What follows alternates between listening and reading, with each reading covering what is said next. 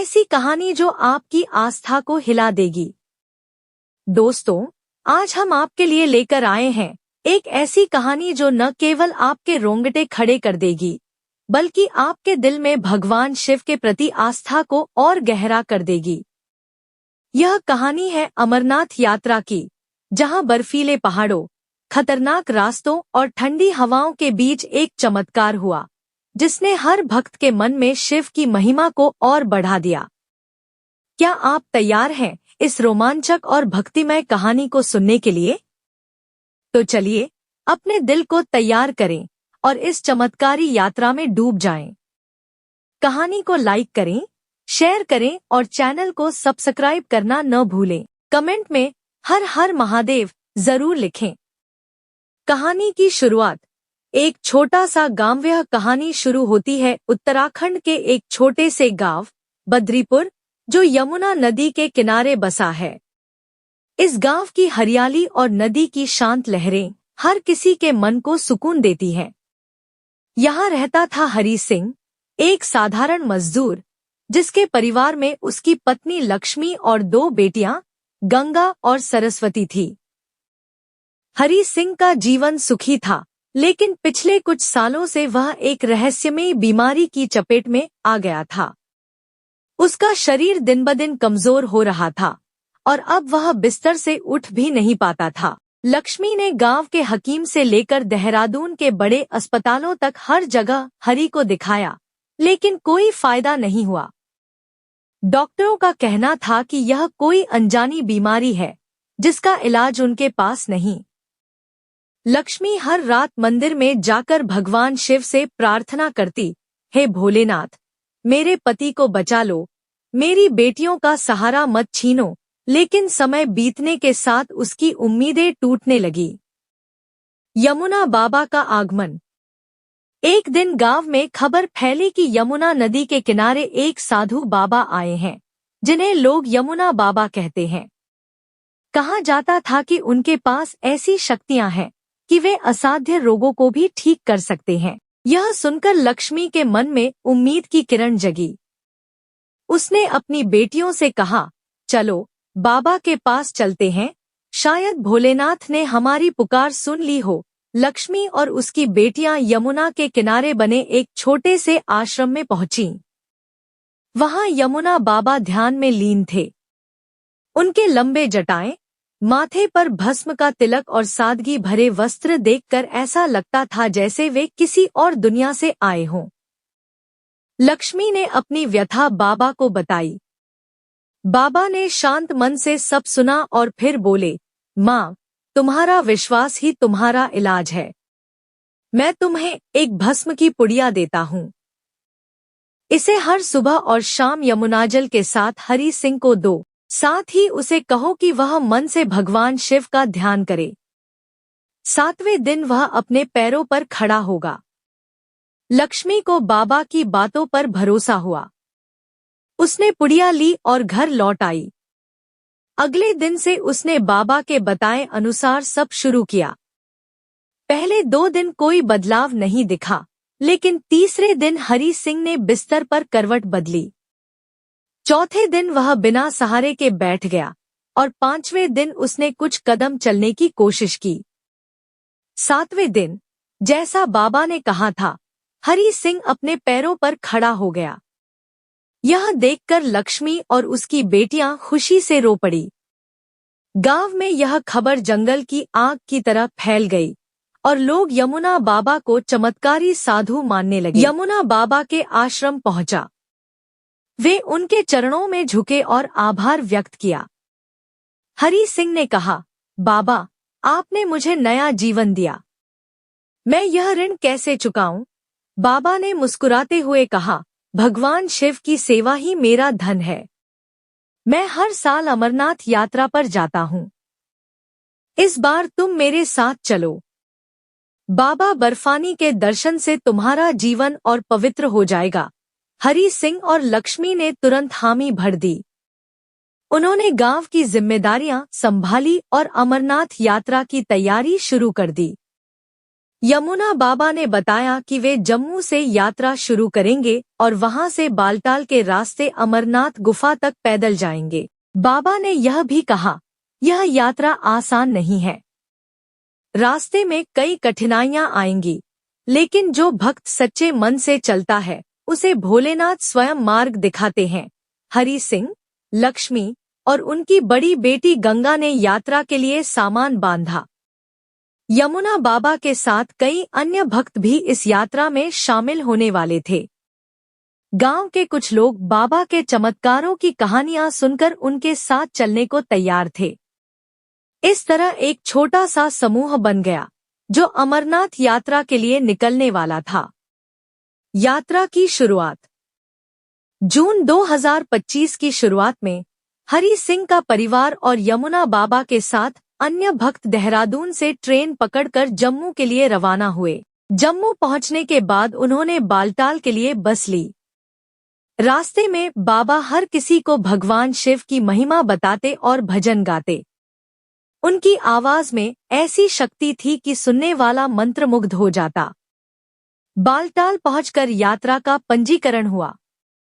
सभी भक्तों का मेडिकल चेकअप हुआ और यात्रा की अनुमति दी गई।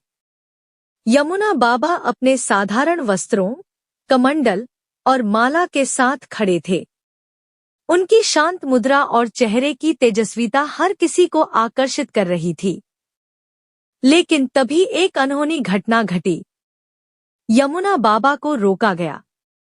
यात्रा शुरू होने से पहले प्रशासन के कुछ अधिकारियों ने यमुना बाबा को रोक लिया। एक अधिकारी ने कहा, बाबा, आपके पास कोई पहचान पत्र नहीं है। नियमों के अनुसार बिना पहचान पत्र के यात्रा की अनुमति नहीं दी जा सकती। बाबा ने शांत स्वर में कहा, मैं एक साधु हूँ। मेरा पहचान पत्र मेरा विश्वास और भगवान शिव का नाम है। मैं हर साल इस यात्रा पर आता हूँ। लेकिन अधिकारी नहीं माने। उन्होंने कहा, नियम सबके लिए बराबर हैं। आपको वापस जाना होगा।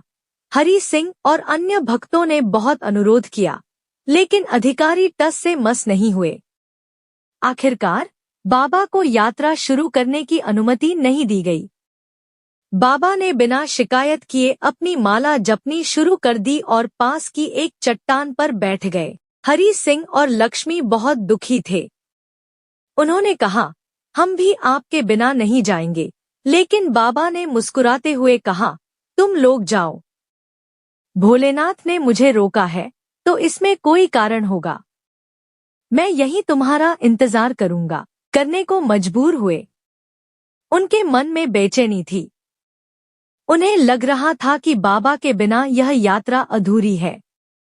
यात्रा शुरू हुई। बालटाल से डोमेल तक का रास्ता खूबसूरत लेकिन थकाने वाला था। भक्त भजन गाते हुए आगे बढ़ रहे थे। लेकिन जैसे जैसे वे ऊंचाई पर चढ़ रहे थे, मौसम बिगड़ने लगा। आसमान में काले बादल छा गए और ठंडी हवाएं चलने लगी। डोमेल से संगम की ओर बढ़ते समय अचानक तेज बारिश शुरू हो गई। रास्ता कीचड़ से भर गया और कई भक्त फिसलने लगे। हरि सिंह की बेटी गंगा को सांस लेने में तकलीफ होने लगी। ऊंचाई की वजह से कम ऑक्सीजन के कारण वह कमजोर पड़ रही थी। लक्ष्मी घबरा गई। उन्होंने पास के मेडिकल कैंप में मदद मांगी, लेकिन वहां ऑक्सीजन सिलेंडर खत्म हो चुके थे। तभी एक बुजुर्ग भक्त ने लक्ष्मी से कहा, माँ, यमुना बाबा की दी हुई भस्म अपने पास रखी है ना? उसे गंगा के माथे पर लगाओ और भोलेनाथ का नाम लो। लक्ष्मी ने तुरंत अपनी थैली से भस्म की पुड़िया निकाली और गंगा के माथे पर लगाई। उसने भगवान शिव का ध्यान करते हुए प्रार्थना की, हे भोलेनाथ, मेरी बेटी को बचा लो। यमुना बाबा के आशीर्वाद को सत्य कर दो। कुछ ही मिनटों बाद गंगा की सांसें सामान्य होने लगी। वह धीरे धीरे उठकर बैठ गई। यह देखकर वहां मौजूद सभी भक्त हैरान रह गए। एक भक्त ने कहा, यह यमुना बाबा का चमत्कार है। भले ही वे यहाँ नहीं है, उनकी शक्ति हमारे साथ है। इस घटना के बाद भक्तों का उत्साह दोगुना हो गया। बारिश रुक गई और रास्ता फिर से साफ हो गया। सभी भक्त संगम की ओर बढ़ने लगे। यमुना बाबा का रहस्य। लेकिन सभी के मन में एक सवाल था, यमुना बाबा को यात्रा से क्यों रोका गया? क्या भोलेनाथ कोई बड़ा चमत्कार दिखाने वाले हैं? संगम से पंचतरणी तक का रास्ता और भी कठिन था। बर्फीले रास्ते और खड़ी चढ़ाई हर भक्त की परीक्षा ले रही थी। लेकिन हरि सिंह और उनके समूह को एक अजीब सी ऊर्जा का एहसास हो रहा था। उन्हें लग रहा था कि कोई अदृश्य शक्ति उनकी रक्षा कर रही है। रास्ते में कई छोटे छोटे चमत्कार हुए। एक बार एक भक्त का बैग खाई में गिरने वाला था, लेकिन अचानक एक तेज हवा ने उसे वापस रास्ते पर ला दिया। एक अन्य भक्त को भूख लगी थी और उसे अचानक एक पेड़ के नीचे कुछ फल मिल गए। पंचतरणी पहुंचकर भक्तों ने रात के लिए कैंप लगाया।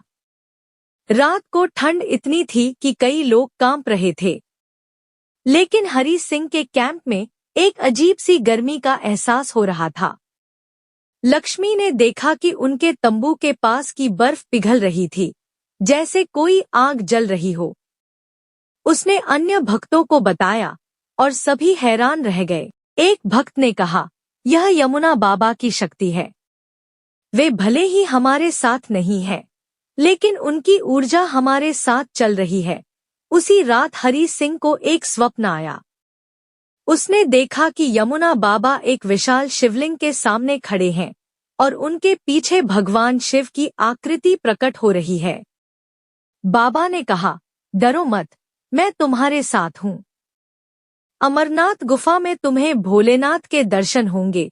सुबह जब हरि सिंह ने यह स्वप्न लक्ष्मी को बताया तो उसकी आंखें भर आईं। उसने कहा, यह कोई साधारण स्वप्न नहीं है। भोलेनाथ हमें बुला रहे हैं। पंचतरणी से अमरनाथ गुफा तक का रास्ता सबसे कठिन था। बर्फीले रास्तों पर फिसलन थी और ठंड हड्डियों तक चुभ रही थी। लेकिन भक्तों का जोश कम नहीं हुआ। वे बम बम भोले के जयकारे लगाते हुए आगे बढ़ रहे थे। Location flag. आखिरकार वे अमरनाथ गुफा के पास पहुंचे। गुफा का दृश्य देखकर हर भक्त का मन श्रद्धा से भर गया। बर्फ से बना शिवलिंग इतना दिव्य था कि उसे देखते ही आंखें बंद हो जाती थी। स्माइलिंग फेस गुफा में दर्शन शुरू हुए। हजारों भक्त पंक्तियों में खड़े थे। मंत्रोच्चार और घंटियों की आवाज से वातावरण भक्तिमय हो गया था। बैल, हरि सिंह, लक्ष्मी और गंगा भी पंक्ति में खड़े थे। लेकिन तभी कुछ ऐसा हुआ जिसने सभी को चौंका दिया। अस्टोनिश्ड फेस। गुफा के अंदर अचानक एक तेज रोशनी फैली। ये रोशनी इतनी तेज थी कि कुछ देर के लिए सब अंधे हो गए।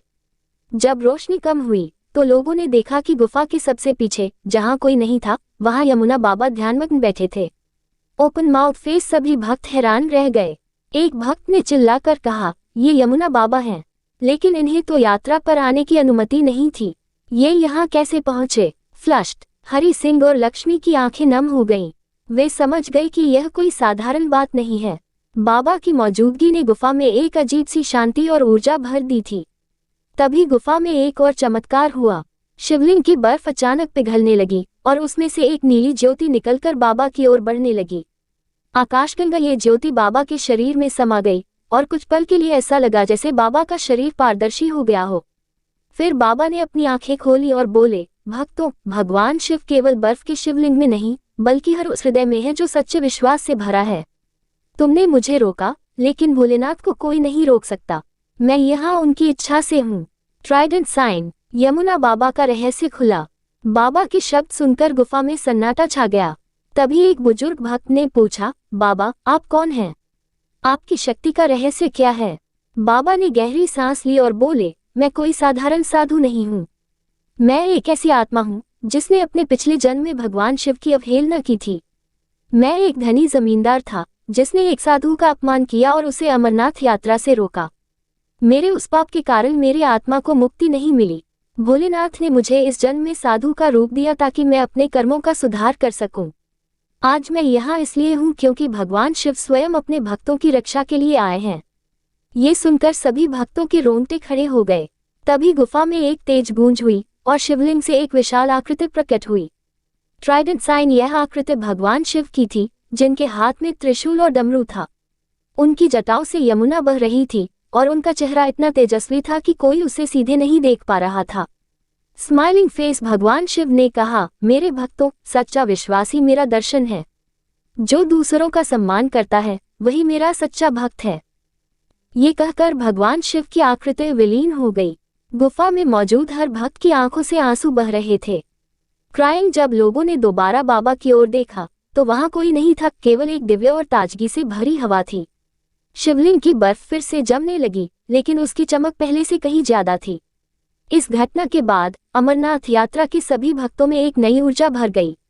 हरि सिंह, लक्ष्मी और गंगा ने गुफा में प्रभु के दर्शन किए और वापस लौटे। घर गांव में इस चमत्कार की खबर फैल गई और लोग यमुना बाबा को भगवान शिव का अवतार मानने लगे। फोल्डेड हैंड्स प्रशासन ने भी उस दिन को शिव दर्शन दिवस के रूप में दर्ज किया और हर साल उस दिन अमरनाथ गुफा में विशेष पूजा होती है। हरि सिंह और उसका परिवार जीवन भर यमुना बाबा के प्रति कृतज्ञ रहा। गंगा ने बड़ा होकर एक शिक्षिका बनने का फैसला किया ताकि वह जरूरतमंद बच्चों की मदद कर सके। बुक्स गांव के लोग आज भी यमुना नदी के किनारे उस जगह पर जाते हैं जहां यमुना बाबा का आश्रम था। वहां अब एक छोटा सा मंदिर बन गया है जहां लोग आशीर्वाद लेने आते हैं। ये कहानी हमें सिखाती है कि सच्चा विश्वास और दूसरों के प्रति सम्मान ही भगवान तक पहुंचने का रास्ता है। यमुना बाबा जैसे साधु कोई साधारण इंसान नहीं होते, बल्कि वे भगवान की शक्ति के माध्यम होते हैं। चमकता सितारा, और जब भगवान शिव स्वयं अपने भक्तों की रक्षा के लिए आते हैं तो कोई भी रुकावट उनके सामने नहीं टिक सकती। Trident sign. दोस्तों, इस कहानी को अपने दोस्तों और परिवार के साथ शेयर जरूर करें और अपनी आस्था को और मजबूत बनाएं। स्माइल इस कहानी को लाइक करें, चैनल को सब्सक्राइब करें और कमेंट बॉक्स में हर हर महादेव जरूर लिखें।